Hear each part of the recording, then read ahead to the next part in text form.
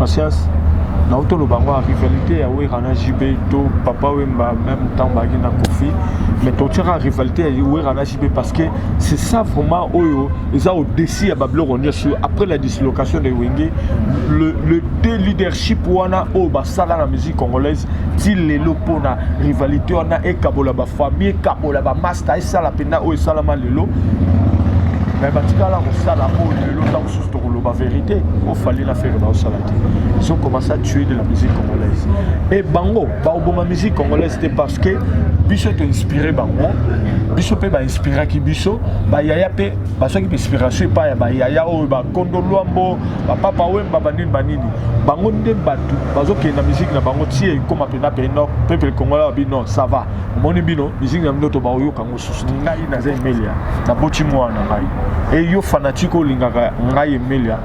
On comme que je suis à niveau et finga moi na ngai et qui ngape na l'équipe na tikio na vani na ngape boy to ex moi c'est na ngai moko na bota na ye yo fanatique o lekio comment finga maman moi na nga moko boy na tikio pe na betelo pe maboko c'est très dangereux et comme il se accéléré donc na osengara na deux personnes hémorragie na bango oyo bango ba fungoli wana bakangango bango donc Zoé Bella a marqué kinga pena ya rosala te na Dede Jasco ya rozwape na lingara pesu mingi modogo modogo baramwa azape parmi ba chanteur oyo vraiment ba oyo ba sepel sarangai so nazoyo kabango et ça la nga bien et puis na possibilité malgré masango de baba benga Eric Tucci o kazayi bina rwandais et puis à Zonga na Rwanda na comprendre te donc il y a pas vraiment bien mais au cas qui n'est rwandais donc bateau bazo bara biso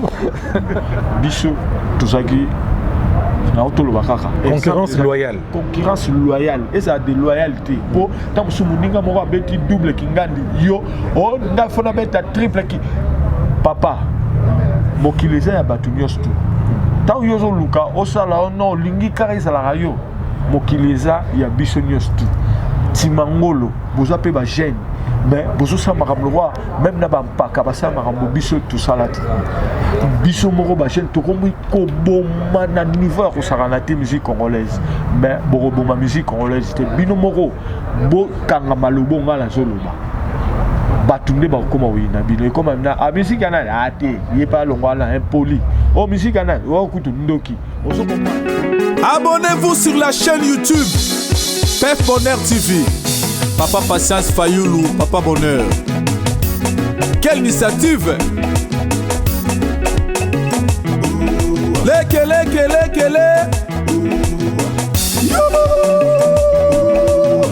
Batatu Bamamu Luaku Kele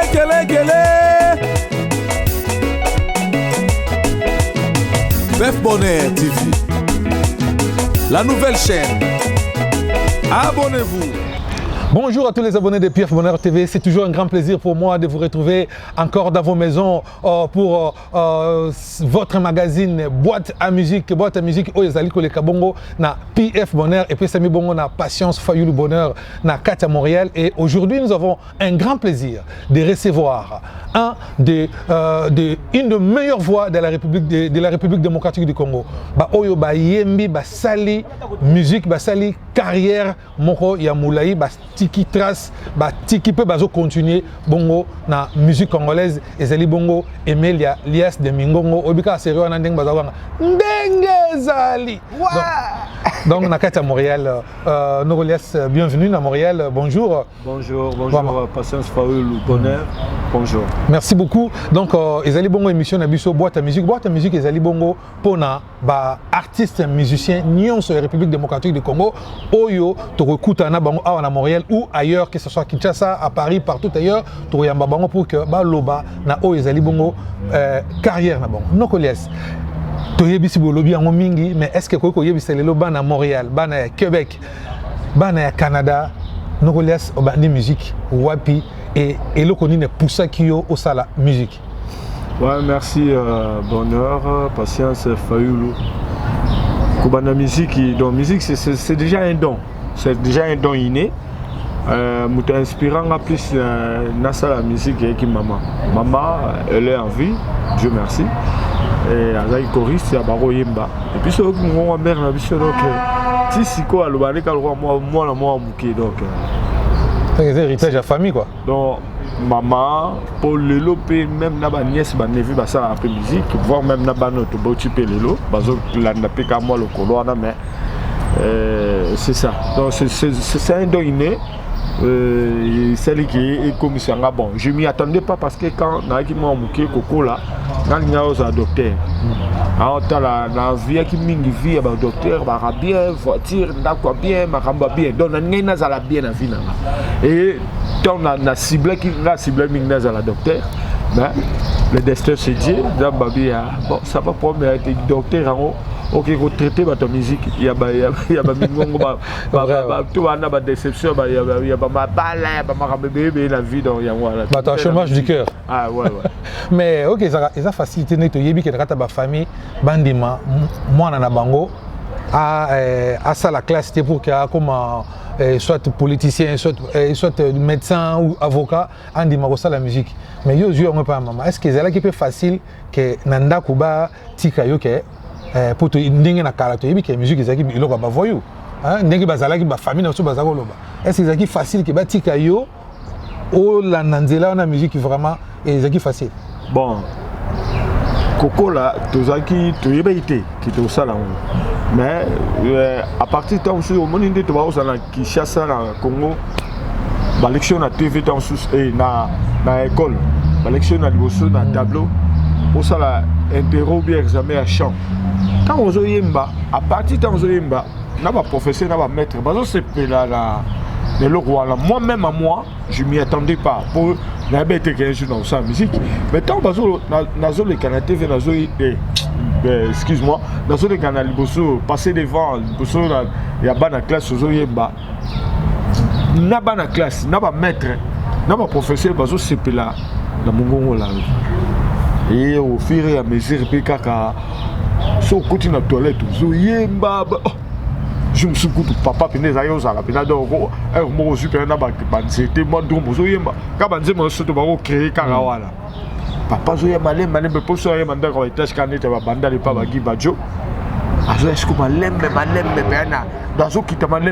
suis allé, Que balancima pour rouler à ro. Donc père a commis donc dernière marche na pour à atteindre ngai. Kuna to la na papa banda wala. Et au fur et à mesure je me suis kara na zaki na pour ngai vraiment na bandi dans la musique religieuse. Donc, na Vox Day sur le pas de Jésus, les alliés pas à Dauphin, pasteur Charles Lessi, grand frère et à Denis Lessi au Bourg. Ouais, Charles Lessi, ouais. Vous allez n'avoir paix à son âme, paix à son âme. Na Kekuna, na Koti, na Vox Day, mais voilà un atelier qui est tellement puissant. Dès que le baron, musique mais baron qui partait mais la jalousie. Et ça kuna makamupé mabeo tam suba makansango ça la musique mondaine. On a payé bala makamba beaucoup de collègues. Oh non, yondo zoimba baba. Ba voix ne soit batomokili. Ah bon, ça va pas mais. Donc il a massa mo chanda chou. Il m'a coaché inga benga inga tam to c'est mo chanda. Abeta pe na Zaiko, na ba Daniel, Turolanda Daniel. Na no milia ya kana no wa. Tana kikuna bi balina wa ngati. Na fanditi.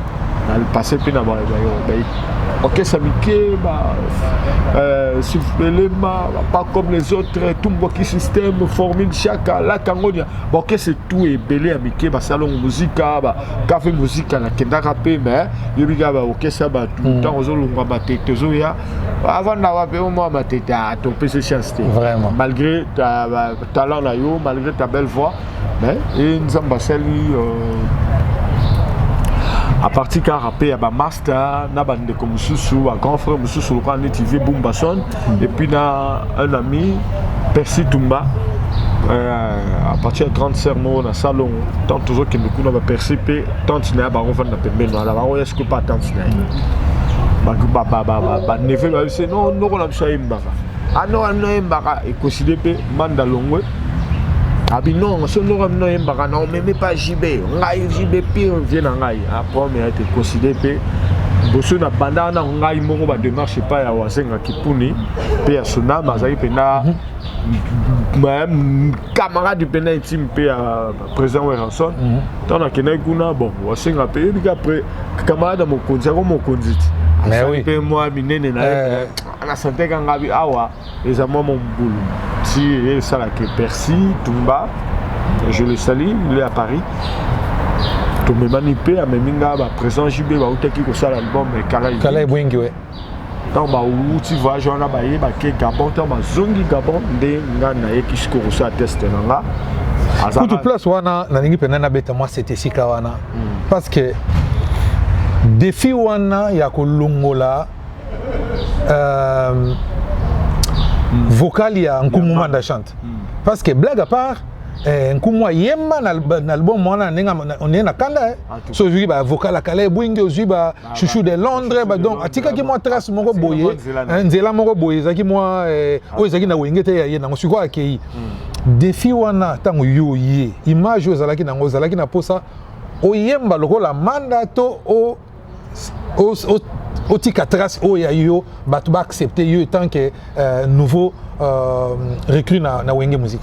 Bon tant ngala ye déjà manda il était aussi chouchouté na Bandal. Ouais. Même surtout président Weranson na ngar pena manda makasi. Départ ya manda c'est ça là il pena et affecté qui pena moi batu. Et bah on retourne ba bloko ba flair ba vocal manda sali est-ce que na email ya pena. Est-ce que kokanga aussi ça va koko longo la babilo wana manda salaki. Bon en tout cas ngala ngara défi ngana ba ngoje mais ba batchanga la concurrence et pesaranga penda oyo abi na zo pena rage wana ko travailler pour na l'axa de quoi je suis capable.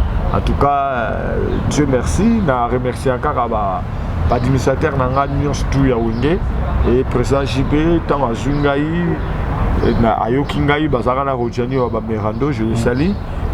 Abinanga non bon problème était mais na website le romoro ebike ba masana nga baza penda basaka un peu moins compliqué ça te motema be mais pour ba accepter ba moro et ça moi dire que na memo mbala moko na présenter donc tu dois rester chez moi au Kenara na yo il y a tongo tipo quoi dans la radio cassette ngoyo nzembo yo toto sala Kala Bwingi yango ya tuka fo kanga pina ba vocal ou bien na ba guerre pour jour na présenter yo na ndibaboma ils appellent le romora bien et en tout cas yango na radio grâce et puis il y a ko sala pina très reconnaissant na ba geste au président Jiba Salaki dans la salle en tout ça qui 2-3 semaines avant à présenter ngai je forme 3 semaines Zara Jumboro président na aller pe la baie au talabai donc baie pe ba moni ah bon ça va et ça les gars que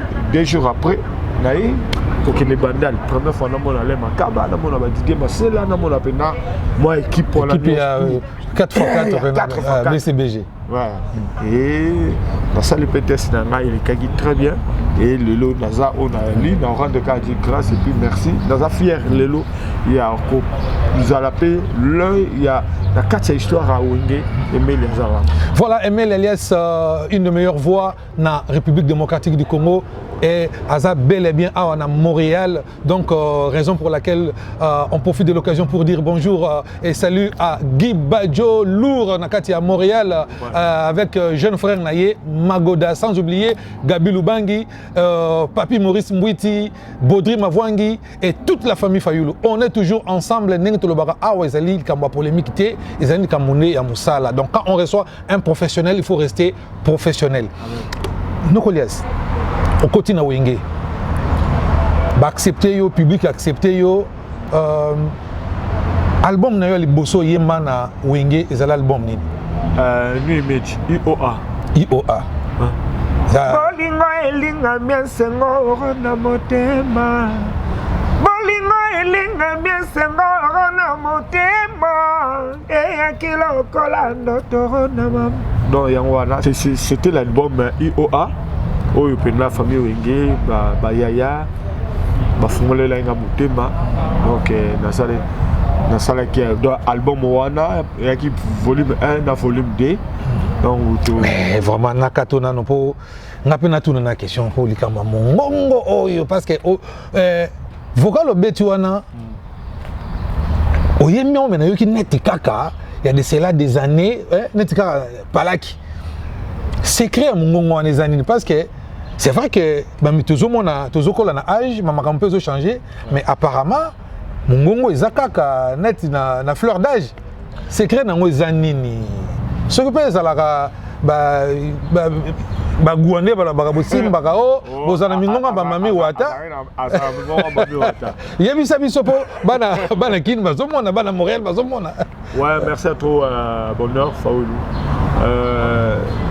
Omoni Torolobana nous Kondo, les lois comme Kondo, Papa Wemba, il est parti avec sa voix parce qu'il aimait ce qu'il faisait comme métier et puis passionné avec la musique.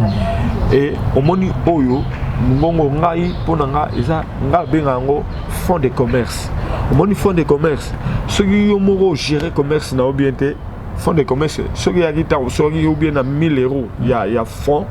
Ce que gérant ou bien et comme mata et comme a 10 000 et comme a 1 million mais ce que gérant ou mabé tu au combien de $, tu peux usagner comme n'a pas centime donc c'est quelque chose ils allaient font des commerces Dieu a fait à travers Mungongo Oyo Naboko Labana Nabota Bana et les lopes famille bazotale na ngapé à partir car il y a métier Oyo les lopes na commissaire papa na biso comme Pesanga il y aura Jean-Baptiste mais Emelia on a reçu papa na Emelia vraiment donc pourquoi parce que à partir il y a eu locaux donc na traité na rango penda donc na zo rassure nango pour les fonds de commerce na ngai donc na zala ba discipline je sais rapena que non voilà ngai tikala o ezali zaka ba discipline ba doit qu'un secteur azarao na mami wata te biso.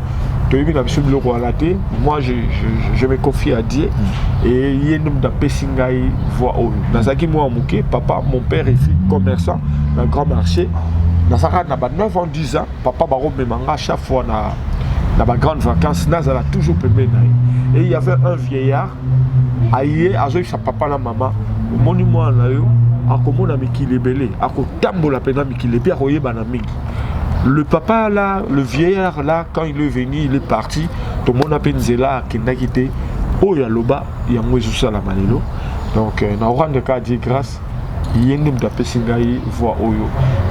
Vraiment, il a traité dans le haut. Dès que le bas, quand le papa ou Mbana, monsieur Belé, puis Bakena, voit dans bango, il a mis du sérieux, a tiré pena sérieux, et puis travail aussi. Si tu ne travailles pas, tu peux avoir une très belle voix. Ils ont appelé joueur, à bête à danser, mais ceux qui ont ça entraînement, mon boulot. Donc moi, je rends grâce, je travaille. Non, Elias, parce que c'est très important, surtout, la carrière rebelle. C'est la génération mobimba. Et la génération Oyo, et bouleverser ba donner ming na musique.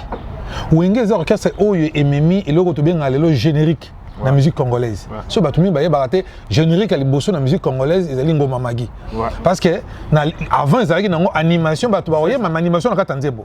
O pena ba ota pena générique comme titre phare et bandi pena nini wenge musique yenango. Carrière on a nion so bino bosali botiki biso na plaisir parce que lelo ba nostalgie na za to yoka ngo to sepelaka toujours. Qu'est-ce que tu en penses de l'évolution de la musique congolaise aujourd'hui? Et comme on dirait, la facilité. On t'a sombi qu'à bit mon boye. C'est que c'est le grand prêtre. Mais quand je monte ma bite, on ne parle bien. Si, si. Donc, manquer au respect, à déconsidérer au pays. Donc, il y a une épée qui non, il y a une biété. Mais ils ont manqué de travail. Et ma comité tellement pressé, il y a vraiment la temps sur le début surtout avec la bawingue na ba vient sur ba ouais ensemble ba jouer piano ba vie ba là qui au monde là pendant da ku temps sur collègue là ba ministre au monde là pendant vie pendant bo talinda quoi vient sur le talinda quoi jibe collègue là ba ministre mais bah vieux bah l'unité a causé donc bah ça là il loco donc Wenge vraiment pour moi dire pour n'engager Koloba et aller que révolutionner musique congolaise même la génération il y a bah jeune union sur à Congo et comment que non dans le modèle il y a bana Wenge il faut na bunda mobola teti donc Wenge et y est pena na ba makambo belé ça lui pena que jeune toi zo ngaza la bien et comme le même là bas chroniqueur na bino ba journaliste zo capital que non si on a y est pena même que ça les mêmes émissions ou bien JB émission il faut sentir pena que on a pena ali donc ça c'est l'esprit Wenge génération Wenge c'est l'esprit Wenge yango toujours ba Wenge c'est une institution et puis les idéologie et puis un état d'esprit donc esprit lelo eza état d'esprit ya Wenge donc bobola teti to non natika la bopo et pas na biso temps susu muto obongane a tete ezali pena que jeune toi comme telema que non ngape fona komaka lo bana na ba Wenge ngafona komaka lo emele to jibe to wera donc c'est ça Wenge yango wana makambo et révolutionner et ça li pena que jour susu ba otama na Mercedes 500 nanga pauvre nani papa Juski donc quand ça une émission jour moroyak na sanonat mutu wazakine na kati ya kara zo ba bena yema zo ibsa mutu na bibano yo et puis que même l'émission on a zo ka sonia ki ko ça l'émission talaka mono ya lobby na kara munene boye ngape na mutu na banda carrière kala to seul pe dans sanonat mais bano en tout cas vraiment ils sont en félicité père son âme mais à boya qui comme minimiser mais il nous a encouragé et puis ça qui bango pe esprit au moni Wenge même na bon chic bon genre son moni ba c'est mo même ba OK jazz ba comment luka ba bina c'est Wenge mais oui bon orchestre on to ko ni yangote donc ba comment luka ba sont sérieux vive la musique papa m'a recruté bah nouvelle écrita l'esprit Wenge ko fait le quartier latin ça la renouvellement à partir de l'album il y a magie si je me trompe pas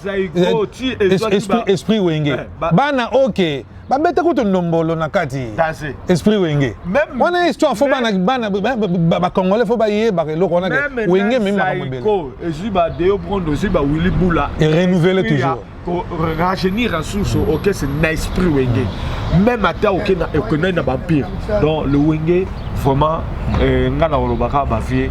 Merci beaucoup, merci à Didier Massila, à Ranson, à Jubin Piana, à Lemakaba, à Yanyo Souba, à Blaise Boula, à Adolphe.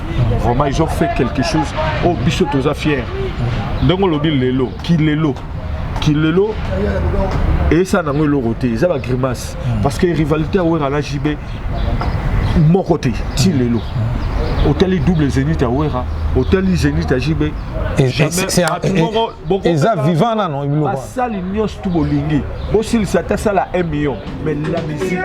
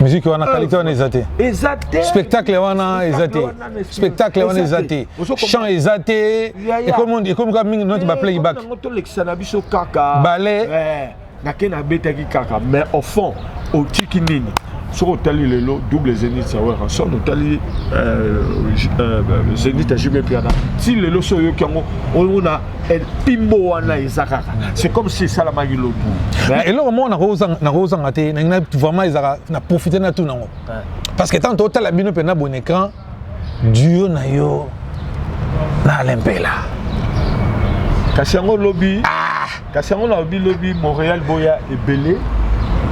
Il y a Montréal, donc il y a même Ottawa, il y a Canada, au bazar partout, on a la possibilité de voir Ottawa biso, il y a le biba vivre vraiment ma solo pena. Ba mon appela que non, biso zaki le 2 Benjamin ya ba petit.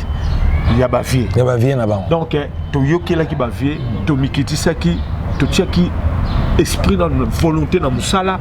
Rigueur wana o ba vie ba lakiseki biso bolingo wana yango to lakise pe ba vie bolingo yango wana ezo sala ke ti yo mo ozolo ba ke ba dio wana yango lobby mokile ya et découvrir oyo biso tozali question na retour na question o parce que ezali mon ami Baudry Mavwangi a tuni question ebisenga lobby ozo ke émission Patient Fayulu tunelanga alias question oyo oyemi ebele na wenge muzika yo na lempela boyemi ebele botiki ba trace donc un album moko tie oyo jusqu'à avant même après séparation bilembo na bino ezali mais balobi nini kaka bino mibale neti kaka bo se retrouver te na musique on est musique et puis bino mo Congo abi mais bino ne bozalaki après ba 20 tonnes après ba jibe bino ne fallait bozwa bendele wana bokenango ya wenge bo continuer bo tombola mais abi nini kaka wana question et outé pas Baudry Mavwangi donc yango Baudry na comme si question na yo Ali Baudry Mavwangi merci pour la question na yo omoni tant il fallait qu'il biso peto tous ali si tu y es pimboko yoke batubana poso ba yoka biso parce que c'est le travail qu'on avait fait est-ce que faut zarani faut rappeler que nekaka tout ça ka makamundenge tamsusu est-ce que bano wana baleki wana de ba osana ngo sima ya makambo ba osala ngala oto yebite mais tu makama musique des otambola.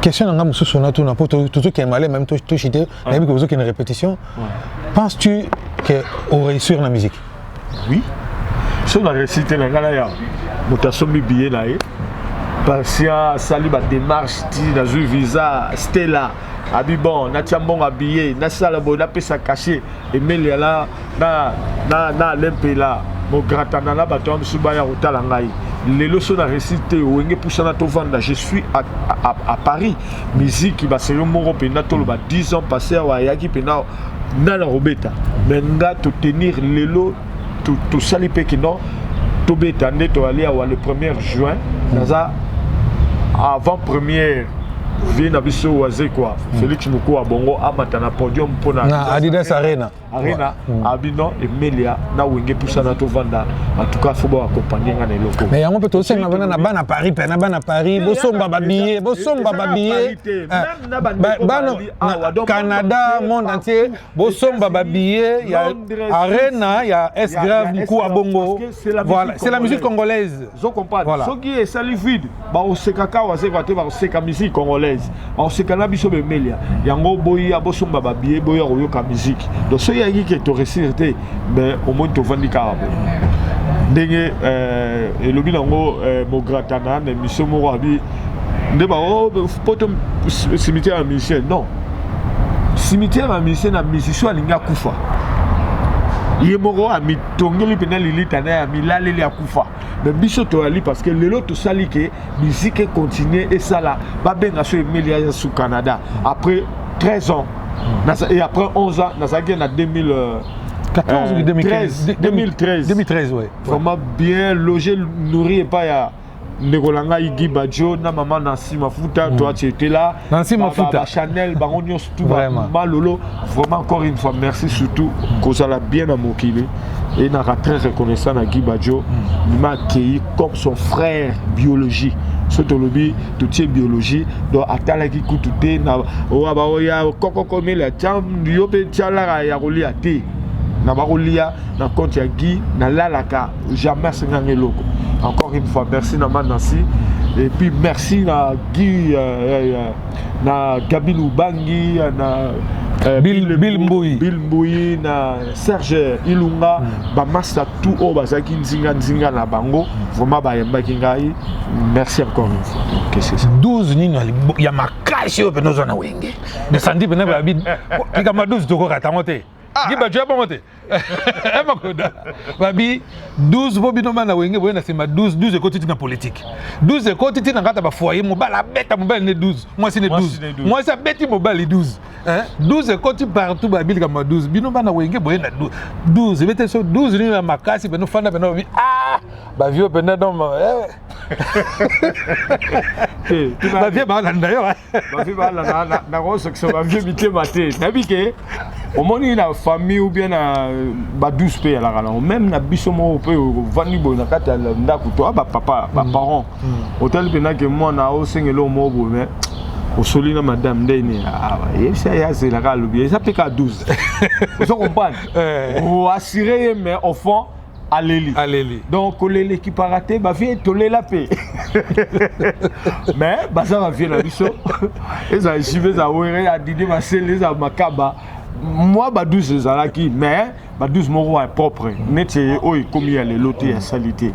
Mais, donc, à part les musiciens qui wenge musique, oh, il y a un bango. Musiciens qui ont marqué au makasi, na libanda ya wenge, que a marqué que non, Joe Melissa n'a pas pu dans studio. De sentir que non, moi, na ma yembi. Comme Melissa peut dans studio. Bon, comme Melissa peut mater, mais musiciens ont marqué parce que bino, on a trace on a bavier, ba Luciana, Bolandi, ba Bilo, ba vieux, ba Botiki, ba Bilembo. Mais musiciens ni oh, qui non. À part Wenge, ma collègue, BCBG, Maison Mère, 4x4, mais bah oyo oyemana bango, il y a ma mission mususu ya Congo, à Marcayo, ne yembeli na façon na ye goza la mission. Bon, et ça mon ami Moro azubina, bon, il faut qu'il y forcer parce que faut pas dire que c'est fini. Au carreau c'est démarqué peu à celle peu mambébélé zara garçon Dédé Jasko. Ça garçon Moro appelle-moi natif de ma tête mais ayemba pe là album ba karma pas même il y a Fali même il y a moi ba te belé même il y a c'est vraiment quelqu'un où la yemba rapé danger à marquant apenda et puis na Zoé Bella à marquer kinga pena ya rosagalate na Dédé Jasko ya rozoapé na ngara pe sumingi Modogo. Hein, Modogo, Baramboa, ça peut parmi les chanteurs Oyo, vraiment, Oyo, CPL Sarangaï, ceux Nazoyo Kabango et ça l'a bien. Et puis, la possibilité, malgré Massango, de Baba Ben Eric Tutsi, au Kazaï, na Rwandais. Et puis, à Zongasu na Rwanda. Na comprendre était donc il y a pas vraiment bien mais au cas qui est rwandais bateau va bara biso. Donc voilà vraiment ben merci beaucoup Nogolias vraiment na temps oyo accordé biso parce que ma répétition vous avez bien répondu mingité mais on dit quand même qu'on accordé biso na chaîne biso PF Bonheur TV na émission na biso boîte à musique et vraiment merci beaucoup. Question souka musique en les longues ezobeta balabi musique comme na polémique beaucoup comme soit na bino au lieu de se soutenir que musique qui ne liboso mais bino et comme ba guerre ou koleka balobi boyenga na leki wana kuna ngana za numéro 1 musique congolaise tout et la polémique on a besoin de que ezobenda ezokitisa musique na biso na C au lieu que toi avancer et là on est d'une gros ça là pour que ça bosoto ou on est long on a ta musique. Ouais, merci trop pour la question voilà. Nani patience na otolo bango rivalité ya Werana JB to Papa Wemba même temps bagina Kofi mais to tira rivalité ya Werana JB parce que c'est ça vraiment oyo eza au-dessus ya bablo sur après la dislocation de Wenge le deux leadership wana o basala na musique congolaise ti lelo pona rivalité wana e kabola ba famille kabola ba master esala pena o esala ma lelo mais batikala kosala o lelo tant que la vérité il fallait la faire dans salade ils ont commencé à tuer de la musique congolaise et bango ba musique congolaise c'était parce que biso est inspiré bango biso pe ba inspiré ki biso ba yaya pe ba so ki inspiration pa ya ba yaya o ba kondo luambo ba papa Wemba banini bango nde batu bazo ke na musique na bango tie comme pena pe no peuple congolais bi non ça va moni bino musique na ndoto ba yo kango susté pourquoi parce que na otolo bango ngai na zemelia na boti mwana ngai et yo fanatique olingaka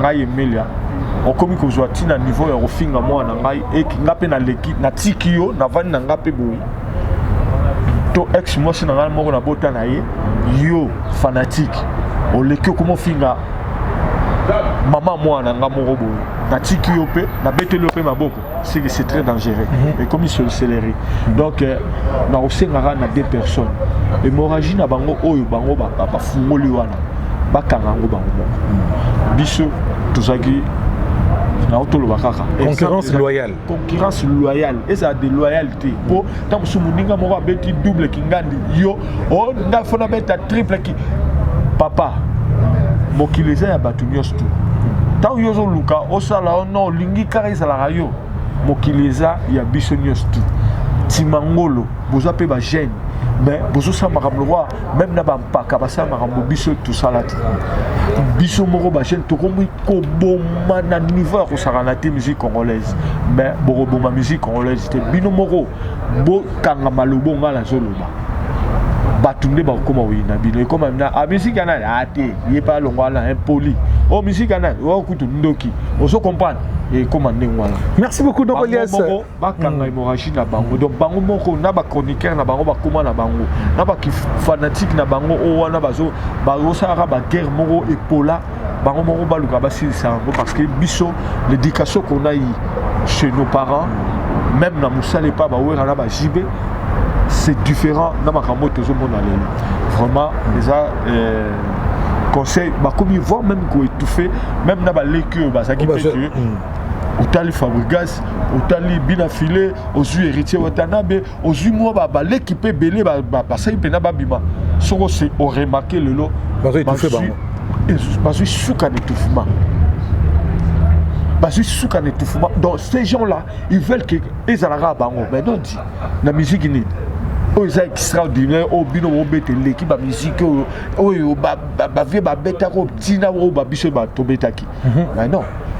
Botika biloko wana le Congo les anzungu ya biso nyonso et éducation lobby botika la baleki oyo bazo c'est la paix que non biso tout comme ta flambeau totika la bango ni donc totika bango flambeau moko ezanga moto non Elias question souka question vraiment souka pour tout ça musique ya Congo to yebaki bino bozo botanami boye cœur et bandi le bino bozo monter que musique le cœur exaté tu es baraté parce que vous avez vu boyemba tu ah wana mungo ya Elias wana pela wana kuna vientone wana ezaki bokabona ki bien mais ozoyo ka mutu mais lelo musique comme kaka et poko yeba même mutu aye nana yembe comme difficile wana ya question na biso ya suka et pour que so répondre bana ba congolais bien ba obetelo maboko pour na évolution de musique congolaise quoi kilelo o ba romoloba kilelo ya internet ya ba TikTok na bandi no donc kilolo na ndenge ya mabe parce que biso yo yebi kilolo social album Pentagone so ti album on so wenge sala même so ok na quartier latin album Kofia sala na lelo vraiment que c'est différent pourquoi parce que baleki qui pressé do ebi makaka parce que moi basaleli moi beat moko boy sera ebimi nzambe pa sungi to akiko sala akena simanda kwa kutenda ba nzambe na bango na ya mutu na sema ko likolo etale ya moni aleki batu nyonso to senga bino ka malembe musique congolaise bino tembo banda et bino tembo aussi ça projet d'avenir dans le futur. Est-ce qu'il y a un album qui se prépare? Chant Ezali, en tout cas, album Ezali, Tozo Bengango, l'histoire non change. L'histoire non change, Ezali, album Emilia, Alinga Pesarara, Onios tout, moi, Bablo, Bele, Salana, Wenge, Musique, BCBG 4x4, na BCBG, puis na Maison Mère, et puis na Poussana Tovanda, et puis tu as un projet, première chose, là, quand on a Sengi, Bango, Baya et Bele le 1er juin. Donc, ils allaient vraiment, et loko et au sala, où on est poussé à tout vendre sous danser. Tout un projet au Québec, ça, tout y a sous Canada, mais na étiquette, il y a poussé à tout vendre. Oh, tout y a na étiquette, il y a Ouenge, il y a Bana Ouenge. Mais tout y a na étiquette, c'est ce que Emile, il y a poussé à tout vendre. Donc, tout un projet aux États-Unis, même na Irlande, il y a Freddy Nongala, et puis tout autres à la paix, Congo, Kinshasa, pourquoi pas, Nengue Bamasa, Bazolongwa, Kinshasa, Bazoya, France, Paris. Wenge poussé un tovan d'appel Longwa Paris et que Kinshasa, moi Matadi, moi Mwanda, Lubumbashi, moi par-ci par-là tout bête à peine poussé. Voilà, merci beaucoup. Nous sommes arrivés à la fin. Il y a émission Nabiso boîte à musique. Je profite de l'occasion pour saluer Titi Fayoulou, Soreta, Brigitte Fayoulou, Doudou, Serge Fayoulou, toute la famille Fayoulou à Kinshasa notamment, et aussi la famille Tangou, Laurette Tangou, Cornélie, Bénédicte, Kelvin. On vous salue depuis Montréal. Vraiment, merci beaucoup. Nabatouno sur Bamesana Kolanda Biso, na boîte à musique, na chaîne Biso. Abonnez-vous massivement. Awa, bon, tout ça, la émission, il y a polémique. Tout le artiste à s'exprimer. Voilà. Minga Kolobezali, ce que ça, on des années, des mois, des années pour que tout ça, c'est là où il y a raté. Mais, tu as 8 ans, tu as le livre vraiment. Merci beaucoup, na Nokolias. Concert, Ezali Bongo, tu Benxiban à Montréal. Lobby, samedi. 18h, 20h. Donc 20h déjà. Boya, na croisement Bobien Saint-Michel. Donc Boya, ça les Aliwana et vraiment au sommet nous billets somba billets Boya bo réservé en tout cas là t'as bien ça l'a bien toi y a beaucoup même bison en France vraiment bon bah dépression m'a rebellé toi y a tout se décompressé vraiment on est là toi y est long Paris toi y beaucoup au poto kuta na bison na bison tout le monde là le temps qui va congolais vraiment on peut s'emboter dans Magoda toujours Magoda wana héritier Magoda héritier mais na yo kalikamo e koma o Magoda héritier non héritier vraiment jeune frère na biso moko très cool. Dadi Mombenga le bon à droite.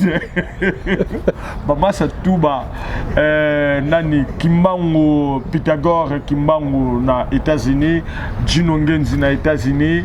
Maman ça tout vraiment tout le monde en a. Kalaté aux appels na États-Unis. Vraiment Guijou Maïla et puis Ali Kisala. Bande connu sous que Dieu vous bénisse. Stella Ngoy, producteur. Stella Ngoy. Vraiment. Stella, vraiment plaisir à trop. Tout le monde en a lobby que vive la musique congolaise. Na Nestor Lukusa, Jojo Mwaku. Bama ça vous a tellement bien. Ba vrai chéri à Montréal. Boya, ba vrai Dieu à Montréal, Boya. Santé Mireille Kandolo, ma petite sœur propre. Et la Constitution. Elle s'appelle Bongo Nana Mongombe. Yanga, plaisir. Ah oui.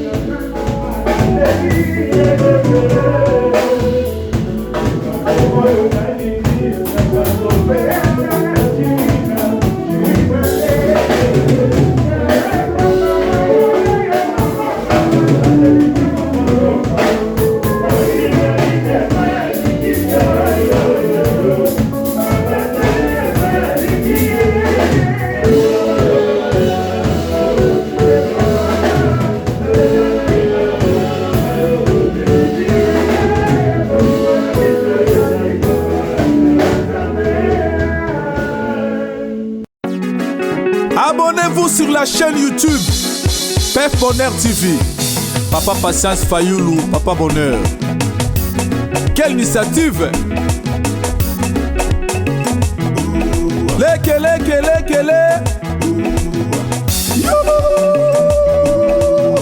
Batatu bamamu. Luaku. Kele. Pef Bonheur TV. La nouvelle chaîne.